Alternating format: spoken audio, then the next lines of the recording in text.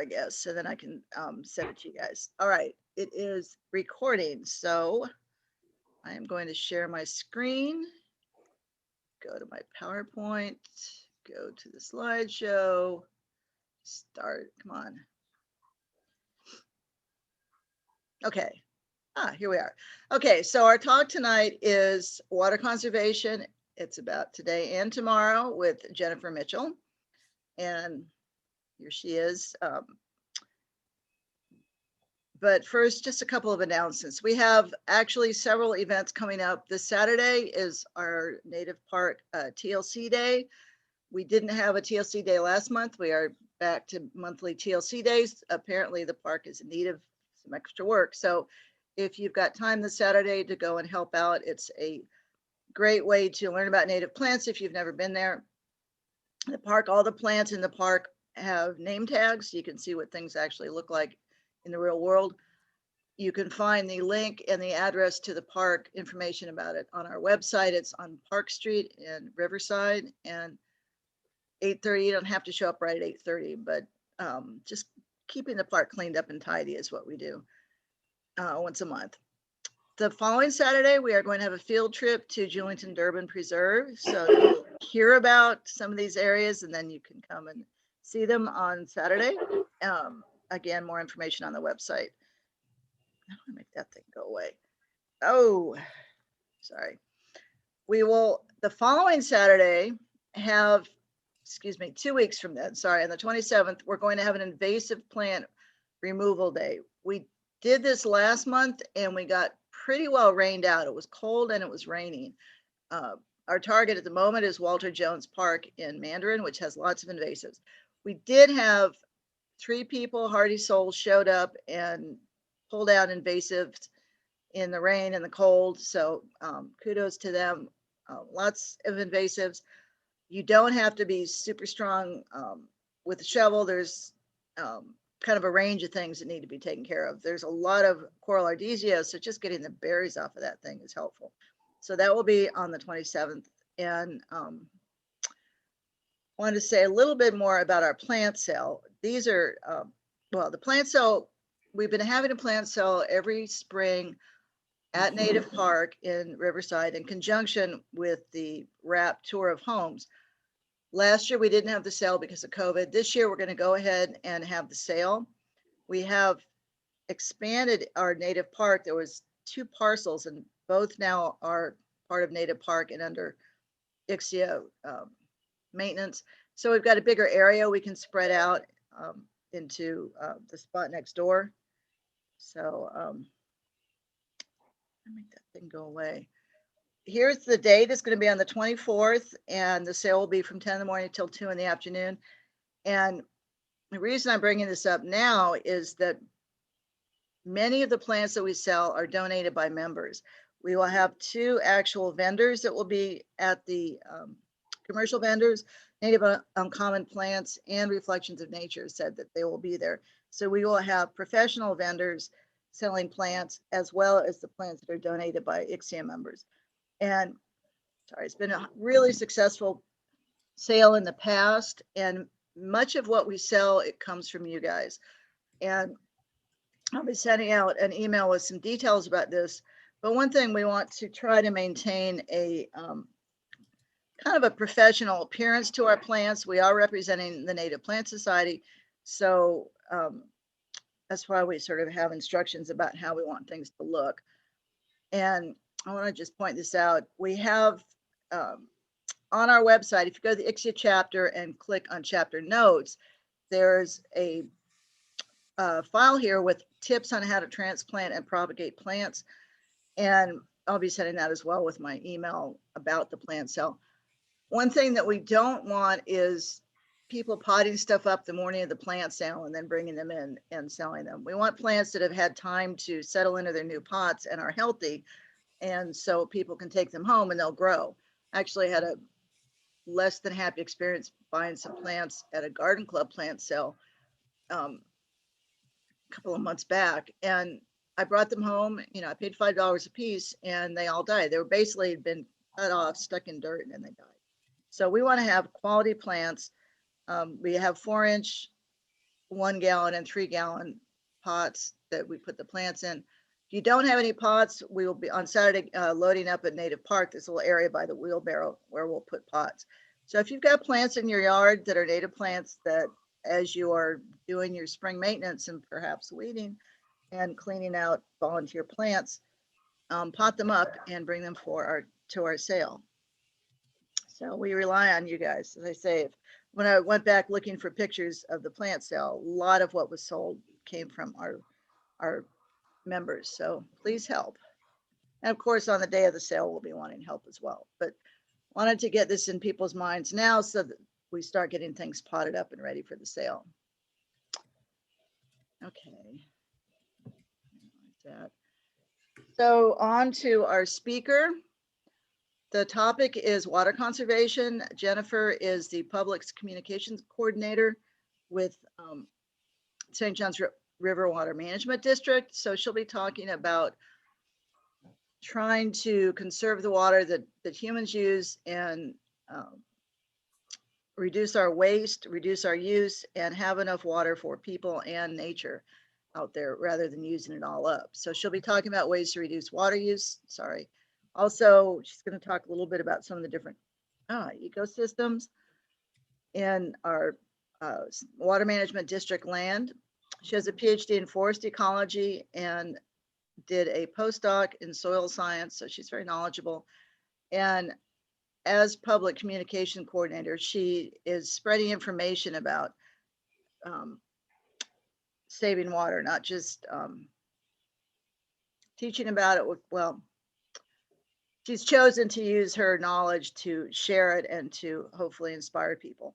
And I wanted to put in this little plug for Jennifer. We posted this on Instagram, and Couplet Fern chimed in to say that she's incredible and never complains about the vast amount of work that she does, and they dramatically admire her. So I just wanted to share that because I thought that was kind of nice. So big hurrah from Couplet Fern for Jennifer, which I thought was pretty sweet. So I'm going to turn it over to you. And how do I make it just go straight to you? I think you can just share your screen directly. Yeah, there we go. Well, that makes me feel very special that Couplet Ferns commented like that. I have had a great opportunity to present with them and be able to work with them to allow them to get some pretty cool field trips that they've gotten to do on some of our district properties. So those opportunities are definitely available for your chapter as well. It just so happened, I think Mark had kind of coordinated, right? Everything was like all synergy. So today I am going to be talking about water conservation, a little bit about district properties, and please do feel free to ask any questions as things might pop into your heads.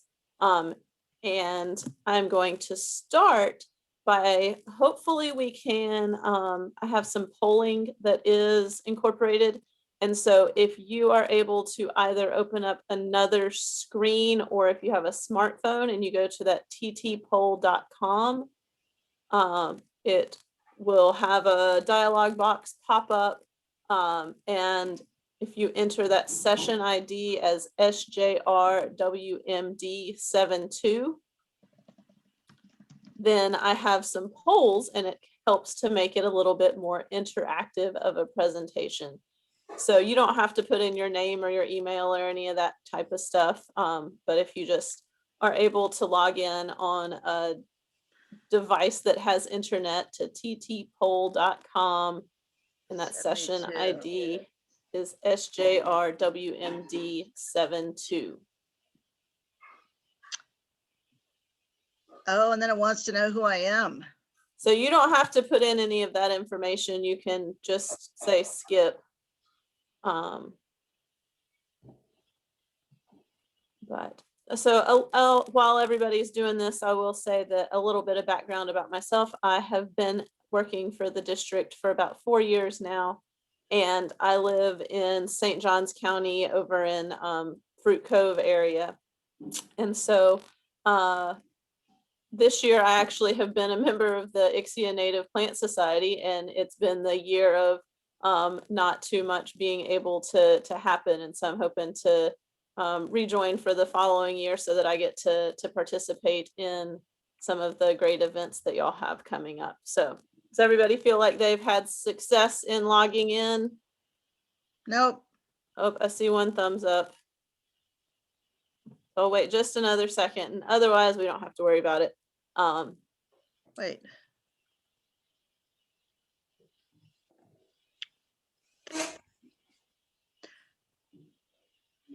Yeah, it didn't work for me. I was able to go there and I logged in, but I couldn't find a poll. Oh, no, it will. So not until I pop up the next screen will there be the poll. Oh, I was I'm looking for sorry. the So yeah, so question. if you just log in, then you just have to hang out and it'll say that it's waiting for a poll. Sorry.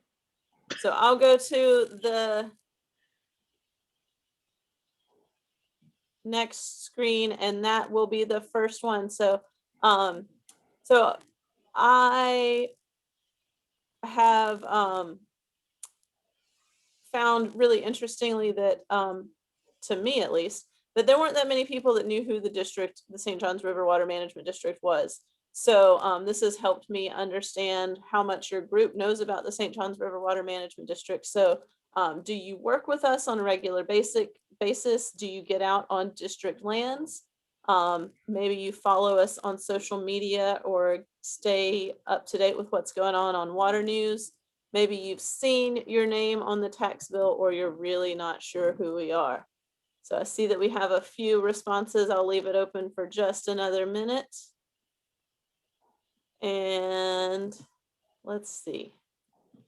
So it looks like a whole lot of folks enjoy getting out on district properties, and that common theme of folks not knowing who we are.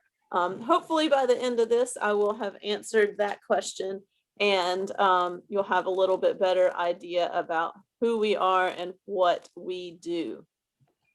So we are one of the 5 water management districts that are in the state of Florida, and it is our job to make sure that there is enough water for us, the people of the St. Johns River Water Management District, the ever-growing populations that we have here, as well as our natural systems. And if you've been in Florida for any amount of time, you know that we do have a lot of ecosystems that are water dependent.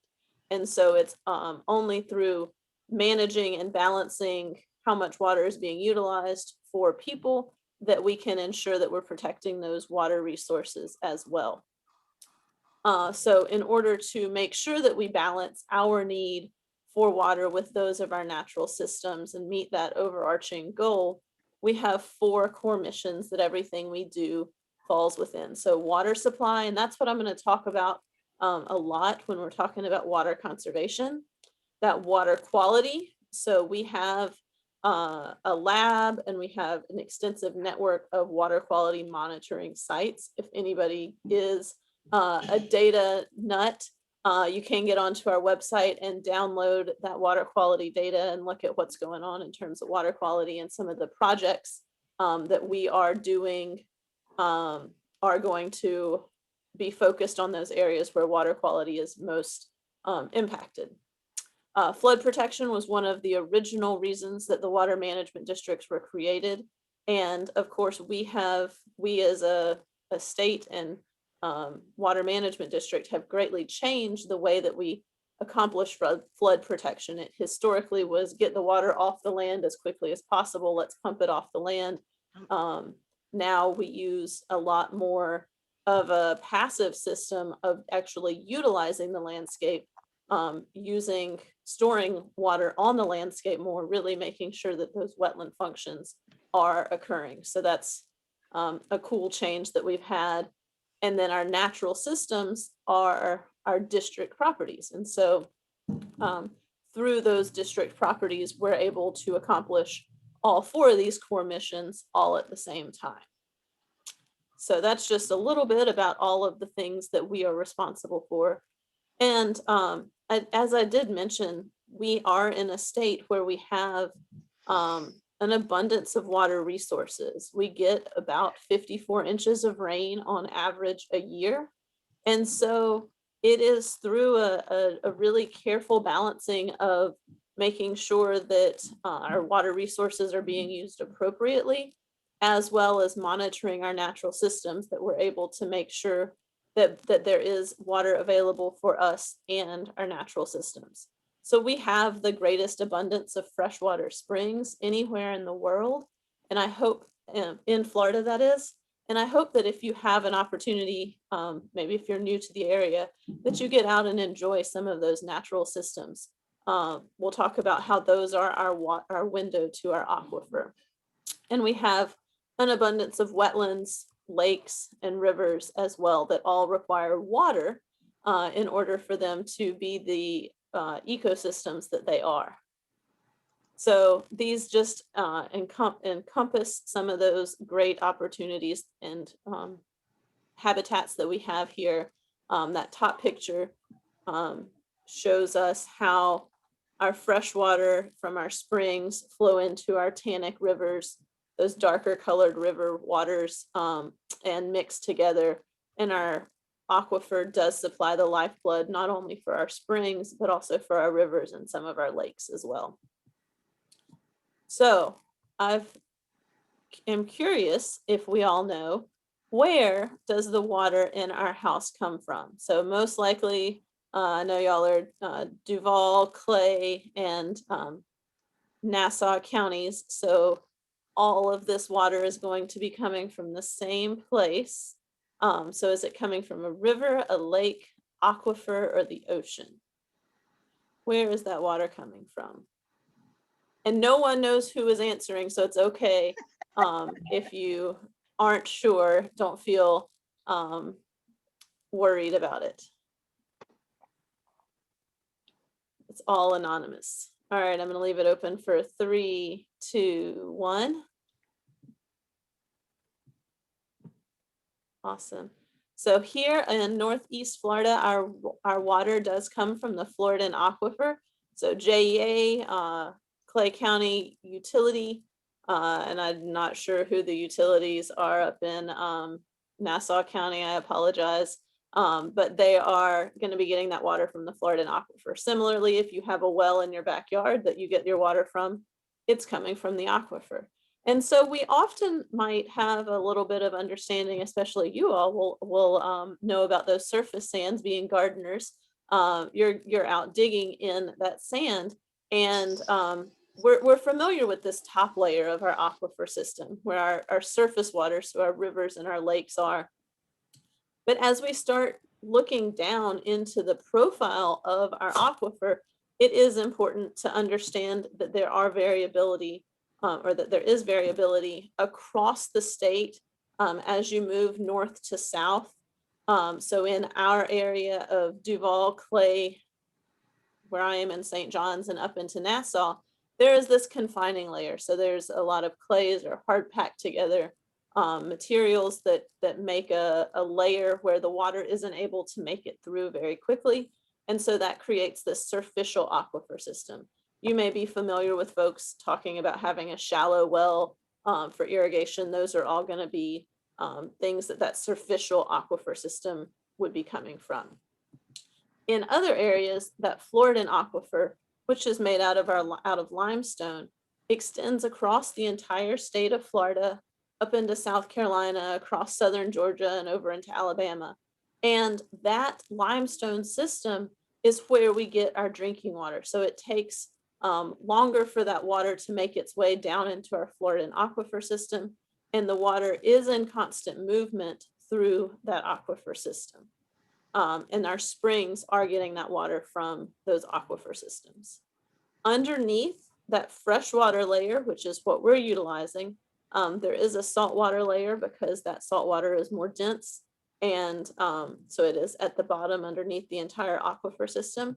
And if we are utilizing too much fresh water, especially during times of drought, we can have saltwater intrusion into our utility wells or into our wells in general. And so if we're able to leave more fresh water down in the aquifer, then we can help keep that saltwater intrusion at bay, especially being in the more coastal areas like Duval and Nassau counties. There's a lot more likely opportunity for saltwater intrusion to cause wells to become unusable.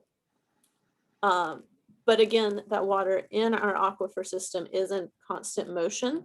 There is recharge occurring in those areas that do not have that clay layer, and that's really occurring in the Santa Fe River Basin, and then down through the Ocala National Forest and into Tampa. And then that water is discharging up through our springs or our windows to our aquifer. And then we can't forget about us and what happens when people are involved and we have our developments, which do increase the amount of runoff that there is, either moving into our surface water or into our stormwater infrastructure. So I really like this graphic because it does show us where those areas of recharge are. So when it's really dry here in our early spring, maybe into summer, it's really important that it rain in those recharge areas for us to make sure we have enough water for the rest of the summer. But you can tell that over in the Nassau, Duval, St. John's areas, that water is not making its way down into the Florida aquifer. So why does our water use matter? How are we as a district making sure that there is enough water for us, the people, as well as our natural systems? And so one way that we go about doing that is knowing how much water is used. And so for 2019, our 2020 data hasn't come out yet. I'm super excited for it, and it should be coming out within the next month or so. But we can see that the people, so that public supply and private well, those are going to be our utilities and individuals who have private wells. We make up over 60% of the water that's used. And so that's a big reminder that we as individuals and our businesses can have a big impact on shrinking this pie altogether. Agriculture is producing a lot of important goods for us to consume. That commercial, industrial, mining, and dewatering, those are going to be things like some of the commercial entities, as well as like sand mining and other mining industries. And that landscape recreation and aesthetics, that's just the irrigation water for dedicated permits. So that's not landscape and recreation or the irrigation for landscapes at your homes. That's going to be if it's like a county park that has dedicated irrigation permit. And then power, of course, utilizes water as well. So for our entire district in 2019, used 986 million gallons of fresh water a day. And so if we see how that breaks down and how that changes over time, we do see that there's a really good story in the fact that, whoops, I didn't mean to go, in that our population, that black line, has increased from 1996 to 2019 and is continuing to increase all the time.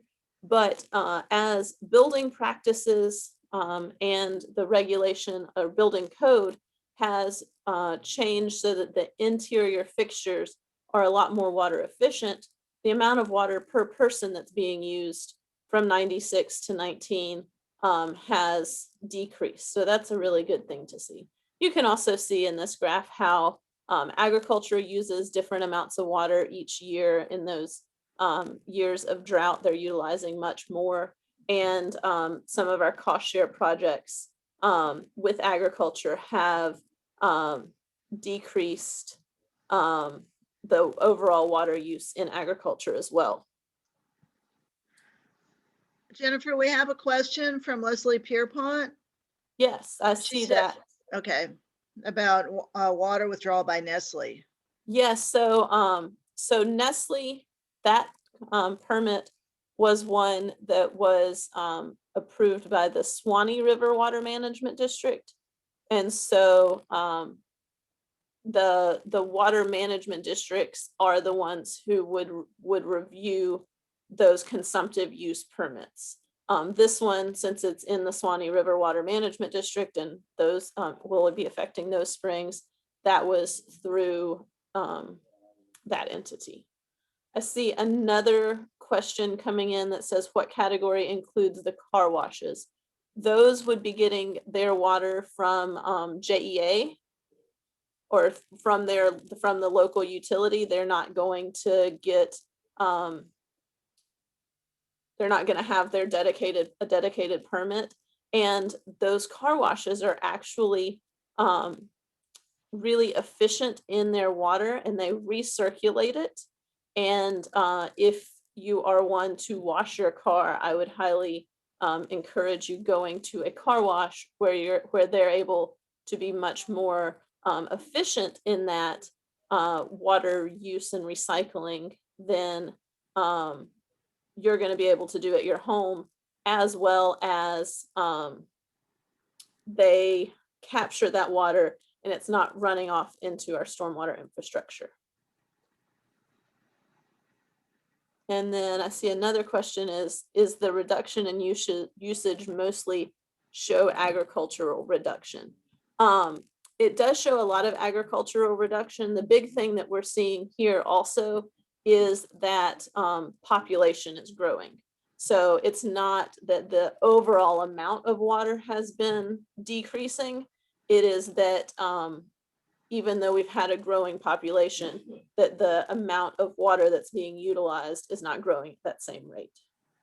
So we are seeing that there's per person water savings. Jennifer, there's also, I should go back a question about comparing annual rainfall to that chart. So where you see the ups and downs, was that related to dry years versus wet years? So yes, so 2006 and 2098, those were years of pretty extreme droughts. So yeah, you definitely can see. I don't have one that has rainfall plotted with this graph, but I know that those were years of pretty severe droughts. Thank you. Mm-hmm. So we are just entering in to the next phase, the next review of the North Florida Regional Water Supply Partnership. If you are interested in if you feel that you might be one of the stakeholders that would need to have input on this plan and process, I encourage you to get involved, and I can connect you with the person that would be appropriate. But this is one of the legislature mandated processes that the water management districts are responsible for. And so the North Florida Regional Water Supply Partnership, sorry, it's quite a mouthful, looks at the water resources along the Swanee and Santa Fe, and looks at that regional water use in that whole area up at the top. So it's a combination of our water management district and the Swanee River Water Management District regions. And so we do work together and work with the stakeholders that are within that area. And we look at what is the available supply of water, what are the projected demands for that water, what is projected growth, and where might other water be able to come from? So those alternative water supplies, and how much water can be saved through conservation. And so we look at all of this on a 20-year plan, and we want to make sure that we are not having impacts on the Swanee River and those springs.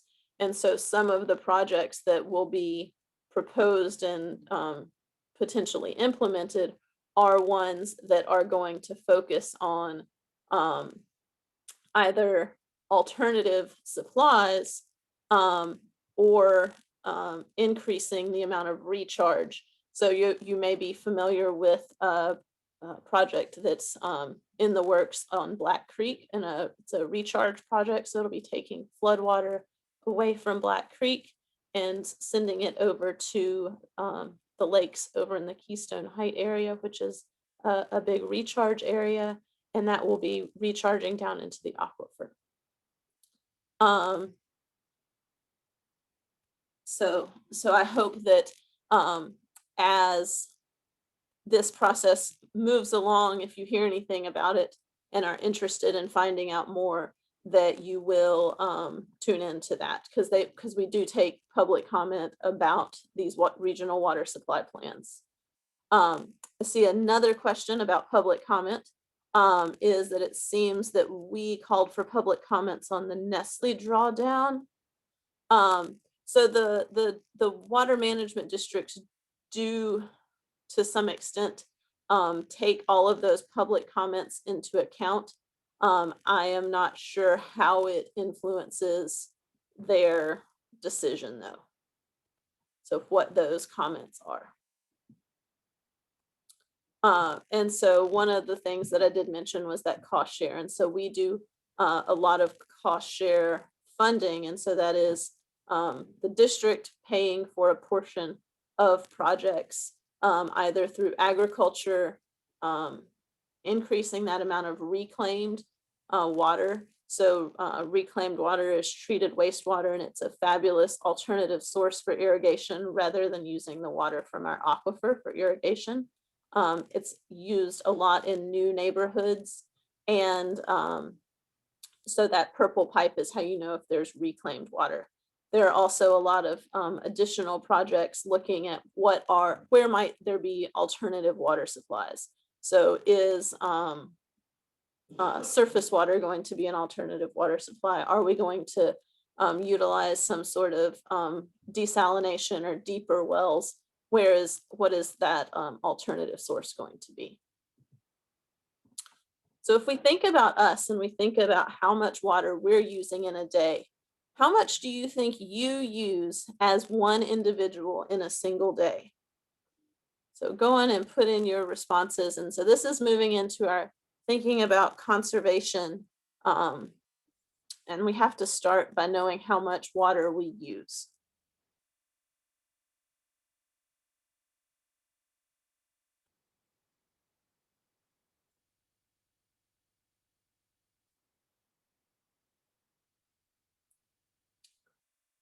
All right, so let's see what everybody thinks they use in terms of water.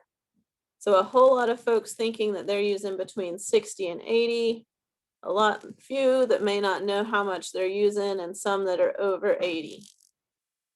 So, so I will say that for our district, the average in 2019 was 84 gallons of water per person per day on average. So of course, there are those folks that are utilizing more and some that are utilizing less, but it was 85 gallons. So it seems like most of y'all might be in that ballpark. But if you haven't looked at how much water you're using, it is a really good idea to start looking at how much water you're using, and that way you can start thinking about, well, where might I be able to start saving water? So your bill is the best place to start. So if you look at your water bill, you can see how many gallons or kgals you used. You can divide that by the number of days in the billing cycle, and then you can divide by the number of people in the house. Somebody said that they think they may have used a lot less during COVID, maybe taking fewer showers and not having to wash their clothes as much and just staying in pajamas. I'm really interested in seeing what the water use data that we report shows in terms of that COVID influence, because there are a lot of utilities that have noticed a lot of increases because people are at home and utilizing their water at home more and doing a lot of projects and that sort of thing. So I'm interested to see how it shakes out in our area. So ultimately, it does get down to the cost of water. So when we're thinking about these water supply plans and about how important water conservation is, if we think about our current water supply, so that water from the Floridan aquifer, it is the cheapest source of water for us. So it's about $1 to $1.50 per 1,000 gallons. That is not typically what our utilities charge us. They have a lot of infrastructure that they have to keep up with, as well as the treatment of it and the people, salary, all of that. But just the treatment would be about that. That reclaimed water I mentioned, so that treated wastewater is about $1.50 per 1,000 gallons. But some of our alternative sources, as we think about deeper wells or surface water, there's more in that water that has to get removed. So it gets to be more expensive if we have to go to that to supply us with water. And then that piece that a lot of times people are like, well, we're surrounded by ocean, let's just do desal for everybody.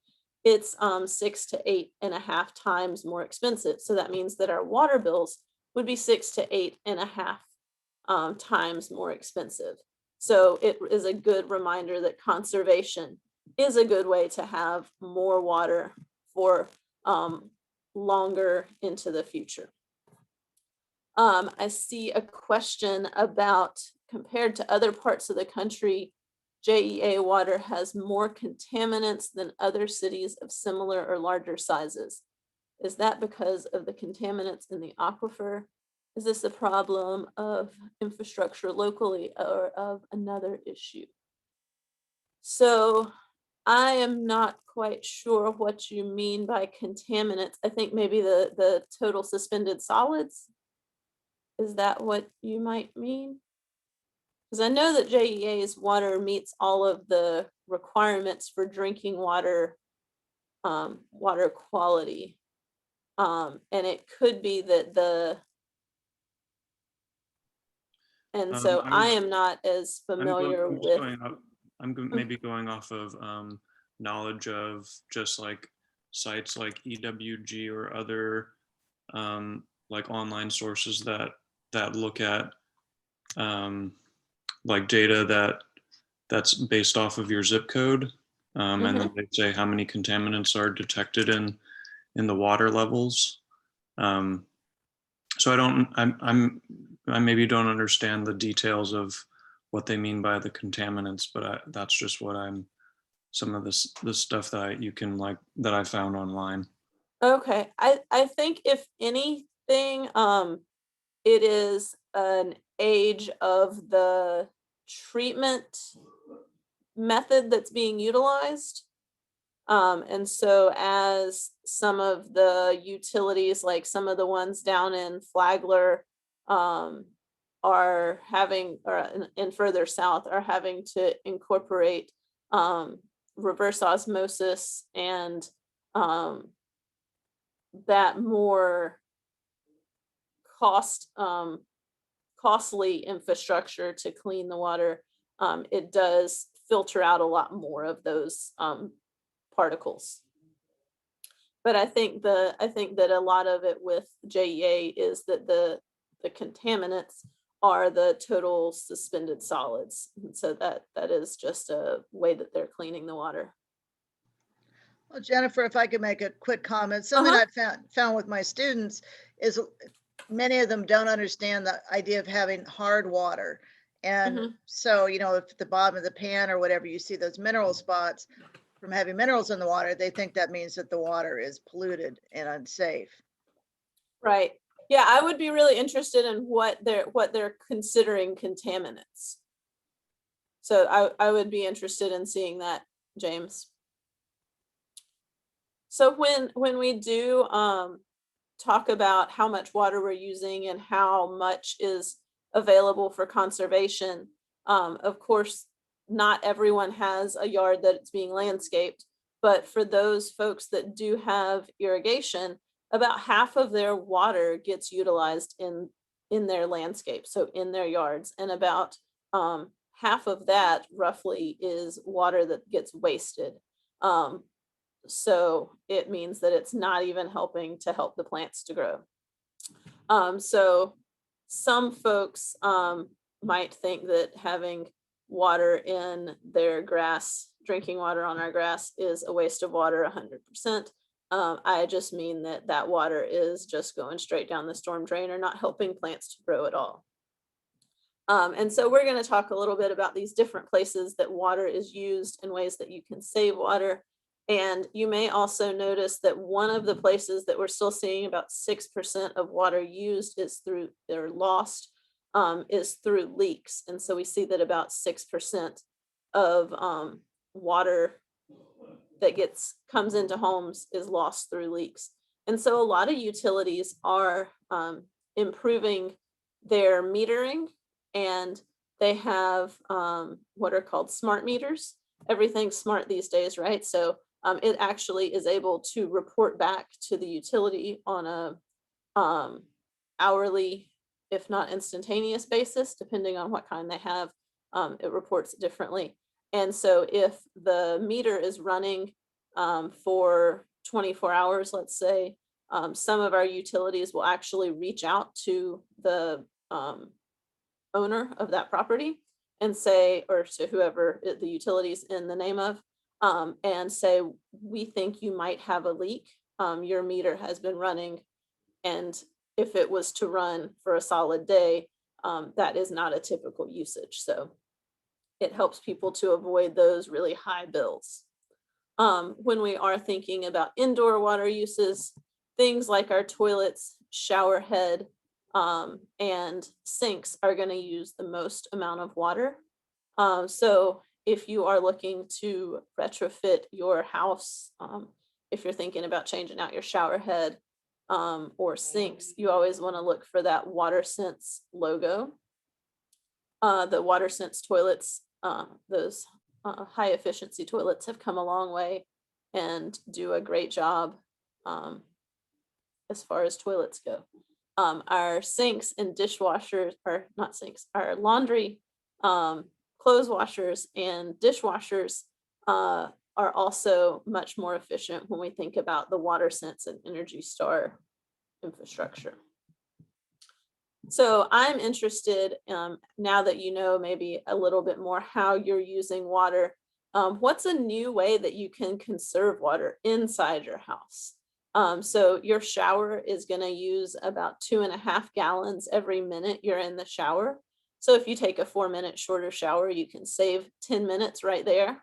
I know that there were some folks that were saying they just took fewer showers altogether. So that's also an awesome help. Maybe it's turning off the sink while you brush your teeth, or turning off the sink while you wash your hands, still washing your hands, but lathering with that sink off. Testing your toilets for leaks, you can do that by putting some dye in the tank, waiting about 2 minutes, and seeing if any of that dye has come into the bowl. And if that is the case, then it's usually a leaky flapper that is causing the problem. Or if you feel like you're doing all of these things, maybe you can challenge your neighbor to start conserving water, or help them with their water conservation. So let's see what you guys are going to do as new things. Awesome. So some folks are going to take 4-minute shorter showers and turning off the sink and testing toilets for leaks. Awesome.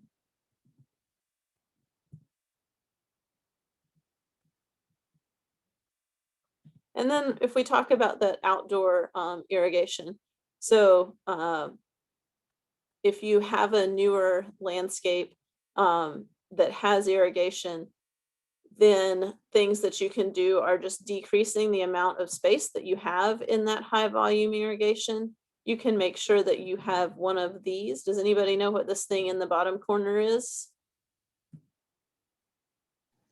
That'd be a rain meter that turns off your irrigation system. It is, but even more importantly, it is a functioning rainfall shutoff device. So that functioning part is really important for it actually turning off your irrigation. There's been some research done by the folks over at UF, and they found that these have a lifespan of only about 2 to 5 years.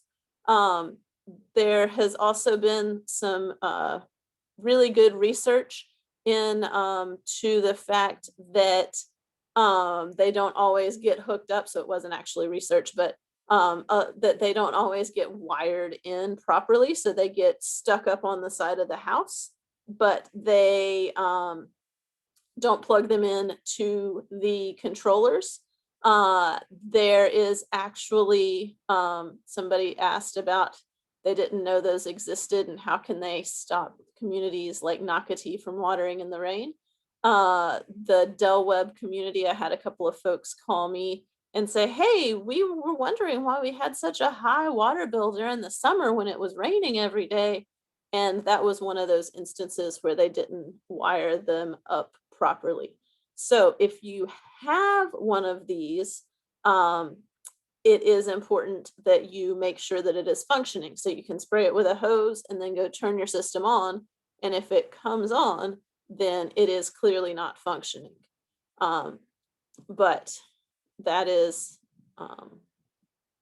about that. So Nocatee is the one, they utilize reclaimed water. So it's fortunately not our drinking water, but you still don't want to be wasting water in the rain. And so you could always call, if you live over there, you could, or even if you don't, you could always call up the St. John's code enforcement, because watering in the rain is against code. So I am interested because it will let me know if I should talk more about irrigation or skip over it. Do you have an irrigation system? So if you don't, you can say no. If you do, you can, but you have it turned off. That's awesome. Do you have it set right now to be watering 1 day a week, or is it watering 2 days a week? Let's see what everybody says. Whoops. My computer is jumping ahead when I don't want it to. So awesome. I figured that was going to be the case with you guys, that you either don't have one and you are just making sure that things are growing with the water that they have.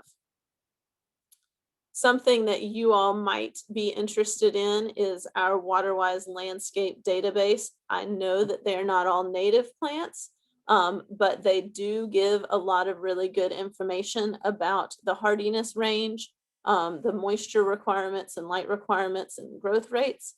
And so you get nice pictures that come up. And then you get the fun challenge of going out to try and find those plants, or maybe you're able to find them at your native plant sale. We are trying to encourage individuals to conserve more water in their landscape, since 60% or 50 to 60% of water that's used at the home does get used for irrigation. So we are running a campaign that's called Water Less. And so right now, moving into spring, it is a reminder to not set your system and forget it, and to make sure you're checking what your settings are. So you may see this. This is also an effort to focus on individuals that do have irrigation for their landscapes. And so we have been working with HOAs and have been offering community association managers classes about irrigation, and helping them to get information that they can distribute to their residents so that they know what the ordinances are. And so right now, no more than 1 day per week. And then as we move into daylight savings, it would be no more than 2 days a week. That is if it's surface water, a well, or utility. Reclaimed has exemptions, and you shouldn't water in the middle of the day either. I see that there's some good conversation. Hang on, let me see what all it says. It looks like some folks have been challenging themselves to save even more water in the past year, but are feeling a little bit downtrodden after the Nestle permit went through, thinking about that their conservation efforts don't matter. And so I hope that that isn't the case, and that you feel a renewed sense of power when you think about how much water you're able to save, but also it is that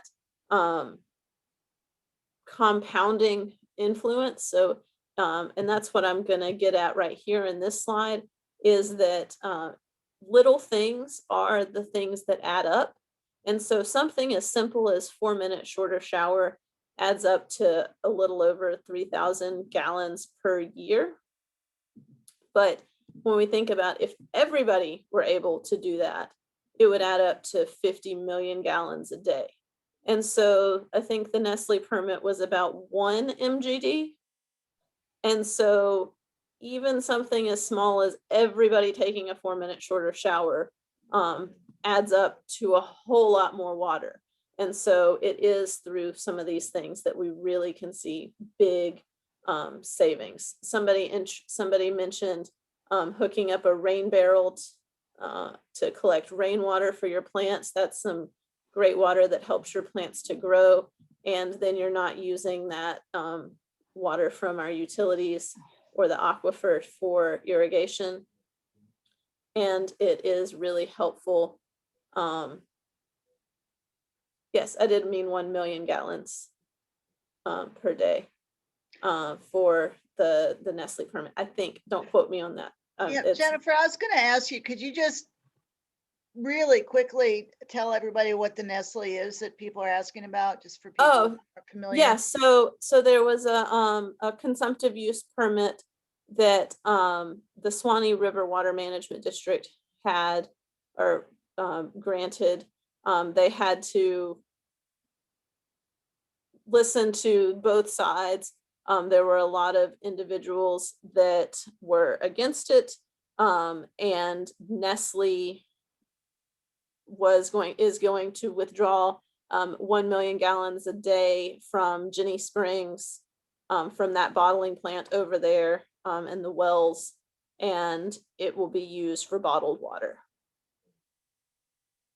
And so that went through, I believe, about 2 weeks ago. So if you are interested in some of the tools that may be in landscaping, the Florida Friendly Landscaping has redone their website and has lots of absolutely fabulous tools. So I encourage you to go to those. Of course, your own Native Plant Society website. And then we have some really great information about irrigation and lawn maintenance and those kind of things. And again, we are offering continuing education for community association managers. So if you live in a neighborhood that has HOA managers, feel free to send them our way. Again, I just wanted to talk about or mention our Water Less campaign. Yes, that's always my thought as well. Somebody said it seems like stopping people from drinking so much bottled water could be another conservation effort and would save the plastics.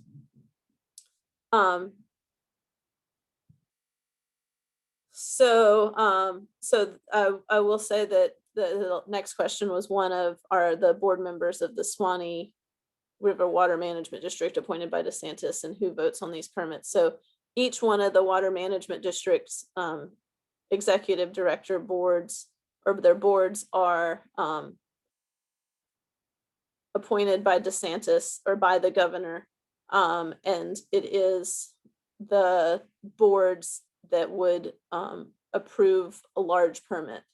Some of the smaller permits are able to be approved by staff, but the larger ones do go through the boards. I believe the St. Johns River Water Management District has a full board now. We had a smaller board for a few months, but several months ago, our board members were filled. So I did want to take a little bit of time to talk about our district properties, because again, it is a great way to get out and enjoy our natural resources. You may be thinking, why does a water management district have property and own property? So we own and manage over 700,000 acres across our whole district. These, as you can tell, are in close proximity to our St. Johns River or to lakes, or are in important recharge areas. And so these natural systems are going to be able to allow for flood protection. A lot of them are wetlands.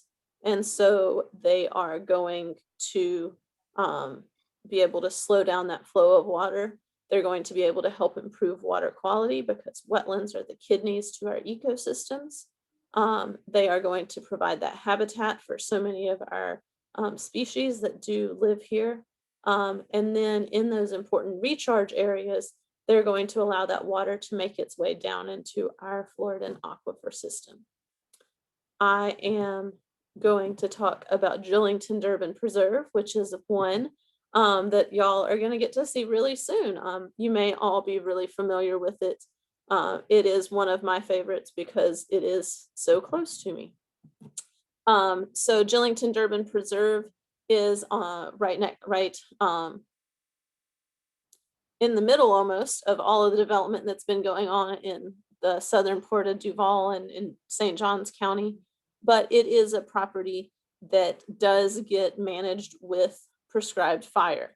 You can see we do a lot of work with our resident neighbors near us so that they understand the importance of fire and why we're doing prescribed burns, and they know when we will be doing them as well.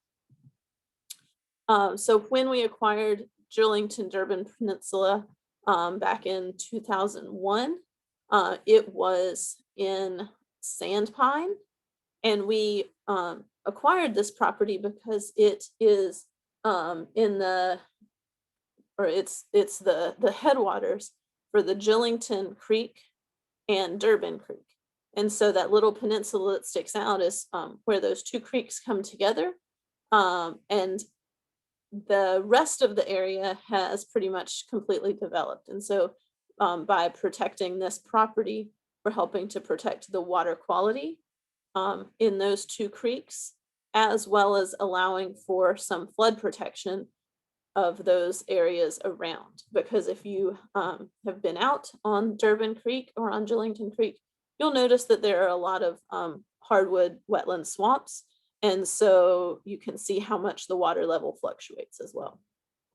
When we purchased it, there was a lot of sand pine, and it is a good reminder that sand pine is a really dense growing pine species that is an even age stand. And so it likes to burn, but it will burn and it gets really hot, and it's a stand replacing burn, where the ecosystem that should exist in those uplands would be a longleaf pine ecosystem with that wiregrass understory.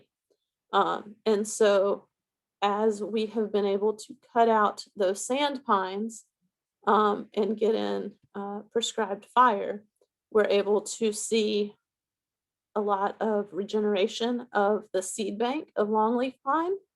And we were able to leave behind some of the longleaf pines that were there previously. The Gillington Durbin Preserve, we try and get fire in each of those blocks every 2 to 5 years. And so you can see in this picture a fire return interval on the right side, which has that really nice wiregrass community and longleaf ecosystem, where it has been burned every 2 to 3 years, where the other side, it's more on that 5-year return interval.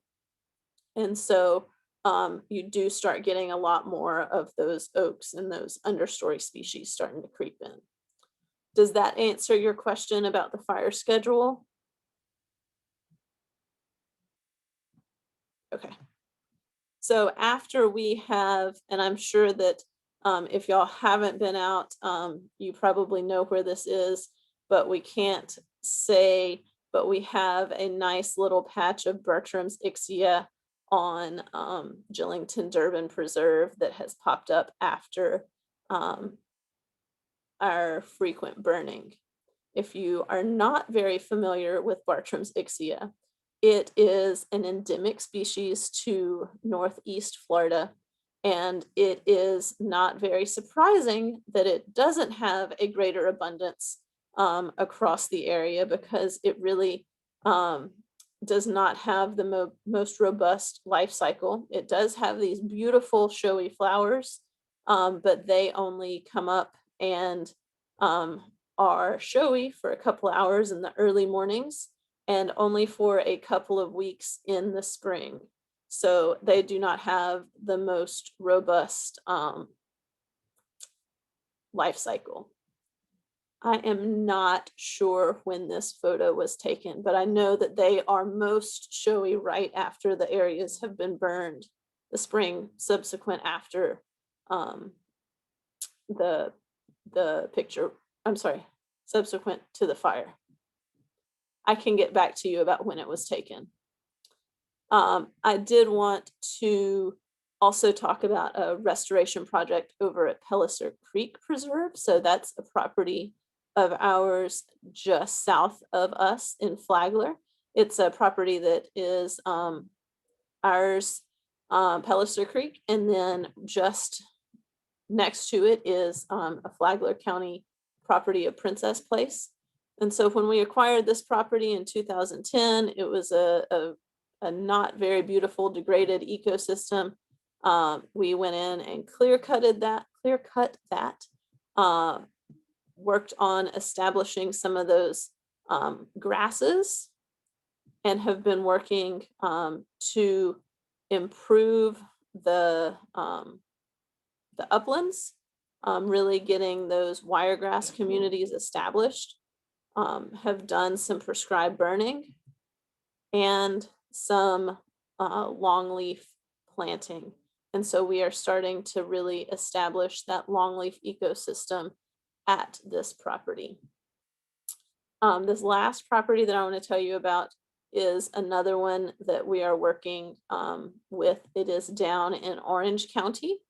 It's Halscott Regional Preserve. It is much different than those other two properties, which had the wrong type of trees. So this is a gorgeous longleaf ecosystem that was prior to our acquiring it, was a cattle ranch, and so it was grazed, and so it does have a nice understory, and it does have a large wiregrass community. It has a large population of gopher tortoise and the appropriate longleaf pine. The problem here was that there are not enough longleaf pine.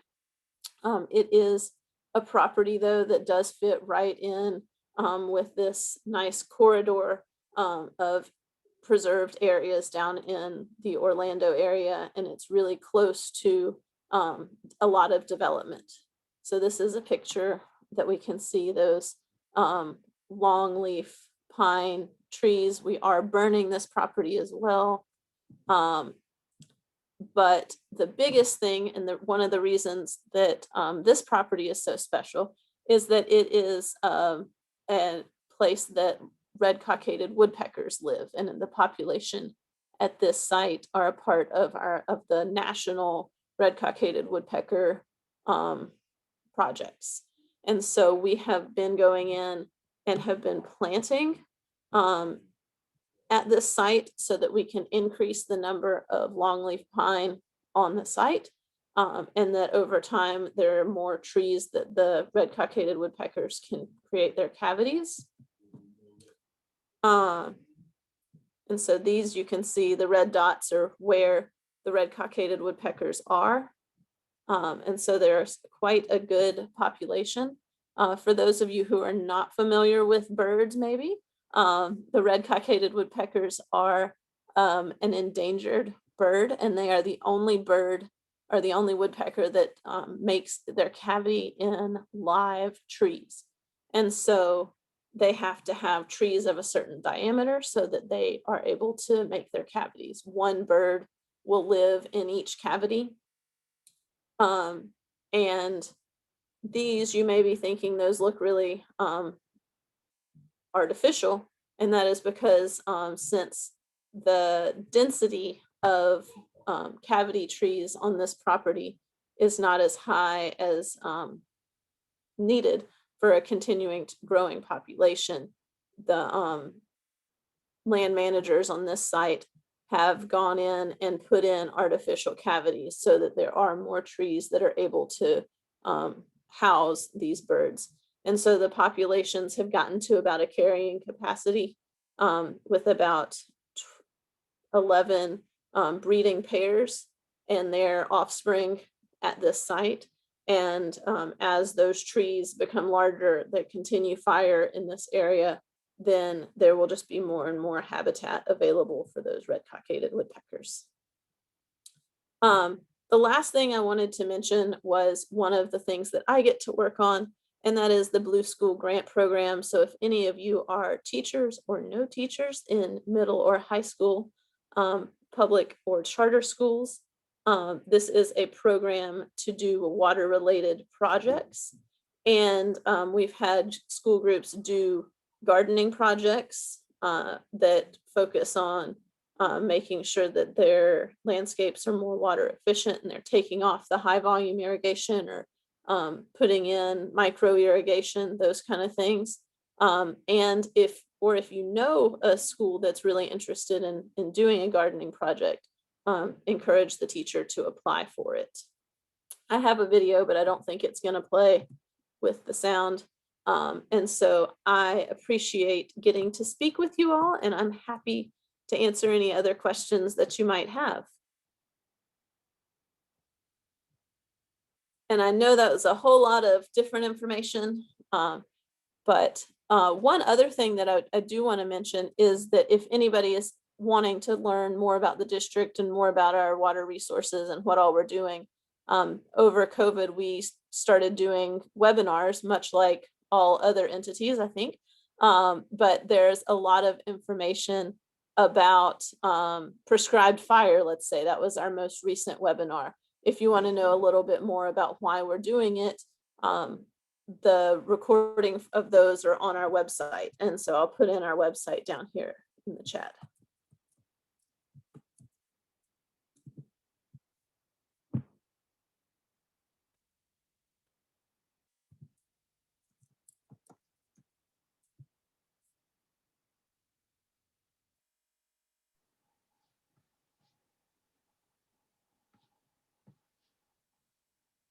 So if anybody has any other questions, I'm happy to answer those. And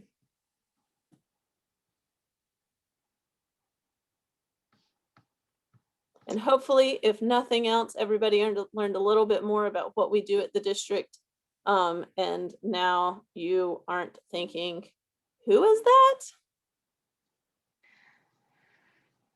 I went ahead and copied down the different websites that people were sharing in the chat, so we can post that. Oh, that's great. We're a little bit new at doing the Zoom, and I meant to say at the very beginning that we would be recording this so that anyone who missed it can see it. So you have been recorded. And as I say, we'll post a recording, we'll post those links. And as a professor, I send my students, they have an assignment where they look at their resources and how many planets it would take if everyone used that many resources. And one of the places I send them is to the Water Management District, where they do some water assessment. And taking a look at how much water you actually use, I think makes a big difference on people. Yes. About turning off the faucet when they're brushing their teeth, when they look at that. We do have comments in the chat. Oh, please address this question that the Water Management District and people using your land. And someone asked about the hiking trails, where to get information about the hiking trails. Yes, so our website is going to be the best place to go for that. And so it is, if you go to SJRWMD.com, and if you go to the recreation, you can see those properties by a map. And then some of our properties, some of them have canoe launches, some of them have camping, some of them you can hunt on at some seasons.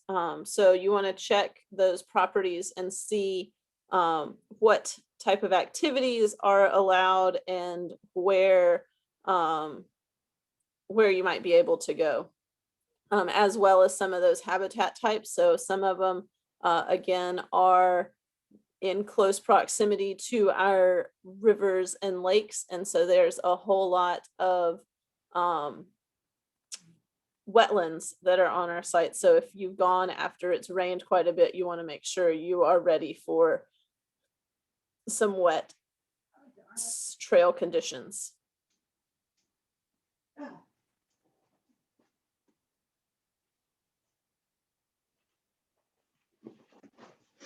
Hi, I was just Huh. taking a quick look. Don't you have a book that you used to publish? We used to have a book. We don't publish it You don't anymore. have it anymore. Okay. All right. So Celia found the trail information. That's an excellent question. Any of the field trips that we take are water management district land.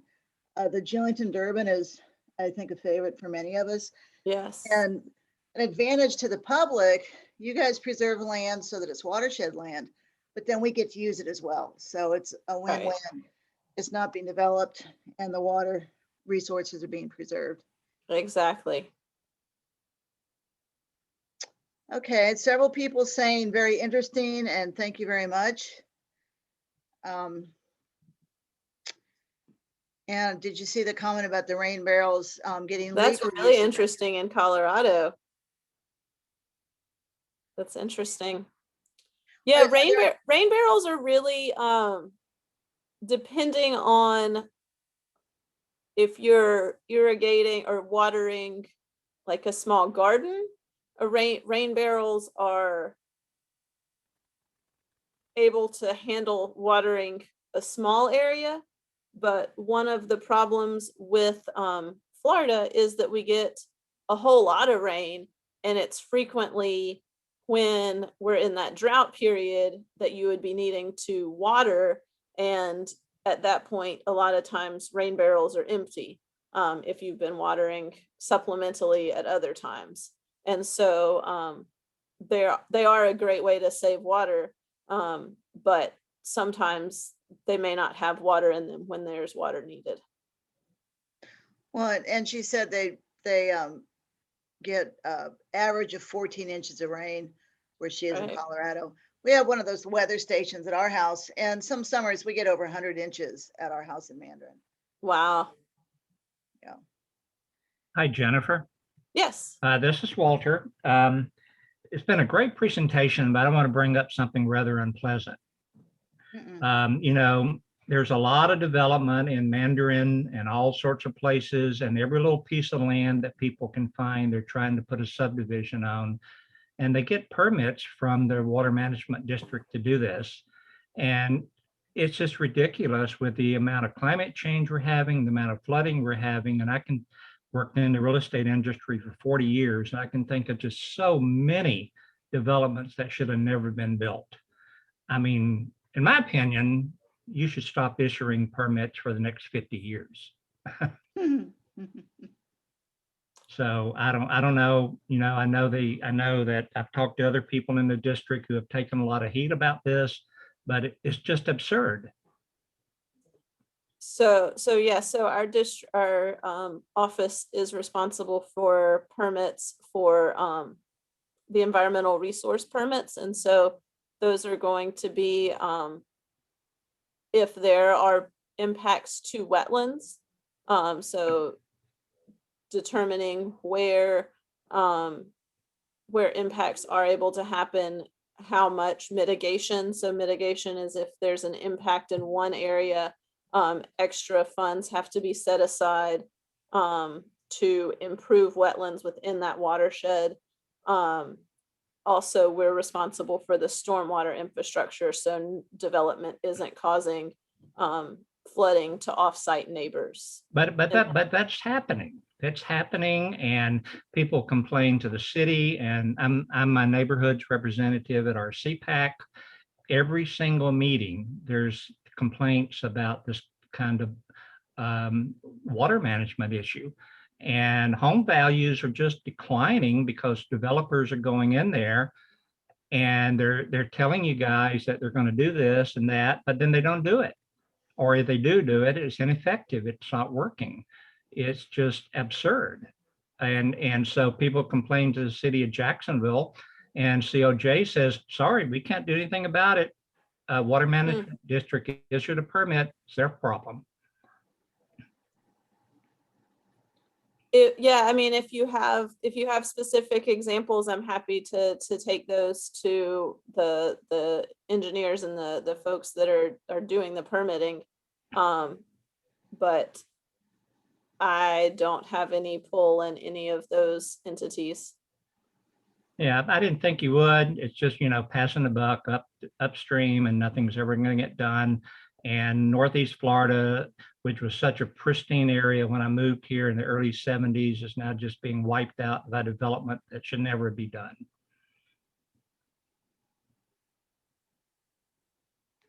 I think that, that's not necessarily a question that the employees of the St. John's Water Management District can address on a large scale, I think, and this again is my opinion. But if the people in charge of the water management districts are appointed by the current governor, then there's a political aspect to it, which is separate from the science. And so those are kind of two different parts, because when you have development, you have property taxes. And so I know when you guys hold meetings, I've seen advertisements and things about different shareholders getting involved. And the same thing with some of the resiliency groups looking at water level change, is trying to get opinions from different people. And then, of course, those of us who would like to see the woods and the streams and all that left and have less development, we're unhappy when things tend to go towards development. But it seems like, that's sort of set at a higher state level, what the priorities are going to be. Well, we know where that's going with our current leadership and a very dominant Republican state. So. Well, and Jennifer, one question or one person had a comment. Do you have any suggestions who Walter could, you could refer Walter to talk to about these issues? If about permitting in general or a specific I think he's thinking more in general about the way the tendency to give lots of permits. I don't think he's talking about really a specific project. It's sort of the overall trend.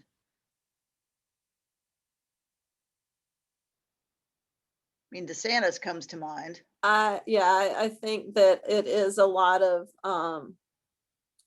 the issues resulting from the way that there is such an emphasis on development that, Right. that And we're putting there's you in the hot seat constant right need now. for growth. Yeah, I think asking it's you just these a questions. need for, or the way that folks think about the need for growth as the only way for there to be an increased income for an economy. Yeah. So what happens is you come into an area and there's wetlands there, and you say, okay, I want to build something here. Well, what you do is you go to these mitigation banks, like in Palatka somewhere, and you buy these credits in these mitigation banks to offset the wetlands that you're destroying in the more urban areas that are much more accessible to the public. It's just ridiculous. And these mitigation banks are making tons of money out there in further, the entire coastal area of Florida is being destroyed. There's just no question about that. There may be 100 miles wide strip down the center of Florida someday that still may be somewhat natural. The area that the Florida National Scenic Trail follows maybe, but that's about it. Well, and I think in general, as a group, as a group of people, many of us are a little bit on the pro-environment side, or we wouldn't be here listening to this talk. So it's a little bit unfair to put Jessica in the hot seat on that. But Chad has shared a link with some background about the wetland development permitting, and there's a lot of politics going on with that. And so, as I say, I'll share the links, and I will go ahead and, yes. As Jessica's pointing out, something new that has been done recently is regulation of development has been given. The regulation is the federal government has said, we're not going to regulate what the state does. The state of Florida can regulate development, which historically has not. There is an emphasis on development, pro-development. So that's one of the arguments right now that's going on with environmental politics is whether the federal government should be overseeing development or whether the state should do it, and will the state preserve wetlands. Sorry. So there is a lot of politics. And for those of you who are following the chat, Chad Scott Chartrand is, I just said your last name wrong. Chad Scott is our new ICSIA conservation chair. And so he is very knowledgeable about this environmental area. So he'll be sharing this information with us moving forward. And we're very happy to have him as a conservation person who can. I will say also, though, that local government is able to create more restrictive wetland rules than the district has. So there are multiple, so like Alachua County and the city of Gainesville, Volusia County, their land development code is more restrictive than ours. And so if someone is developing in those areas, they have a higher bar, if you will, to go through. And so I believe that the state and water management districts really want it to be a local government rule rather than us being the ones that are telling local governments how to develop. That makes sense. And so, so I would say if you're in St. Johns County, talking to the Board of County Commissioners in St. Johns County and getting involved with their land use development codes, speaking up at those county commission meetings are going to be the way to go about it. Because so often it's not until something is already getting a permit that people are like, wait, we don't want that to happen. But it's not until there's a major problem that there's the issue raised. And if the Board of County Commissioners in St. John's or Duval or Nassau or whichever local government you're talking about had people saying natural resources are important to us, then there would be a board that also represented that thought process. As a resident of St. Johns County and been fighting these land development codes and these the clear cutting, especially that's happening as part of the new developments, they've already made up their minds by the time it's ready to go to a public hearing. Right. We have people from Volcano Beach, Citizens for Trees. We have had the Sierra Club, people, you know, over on the St. John's River side, including me. And they're really, the developers have paid for their campaigns. And until we can get people on the commissioner's seat that are not paid for by the developers, they're going to find ways to just, you know, ignore this like they have for the past 10 years. And I've been watching it for the past 10 years. We need to elect new people. That's the key, not just show up, but we need to get them in the boxes, in the seats. Off my soapbox now. I comment in the chat, one place to look to keep the St. John's River Water Management District is, they're not it's not their job to pick a side. When you look at the St. John's River Keeper organization, they're part of a nationwide group or association of river keepers, and their job is protecting the river and looking at the river health.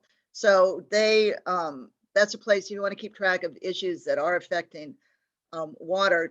Keep an eye on the St. John's River Keeper website, because they do post information about decisions that are coming up and things like Nestle and things where people do take sides, and information about, like you said, commission meetings that you can go and speak at. And Actually, the county website has the commission meetings. St. John's River Water Management District, to my knowledge, and I've asked them to intervene in these things, has not spoken about developments.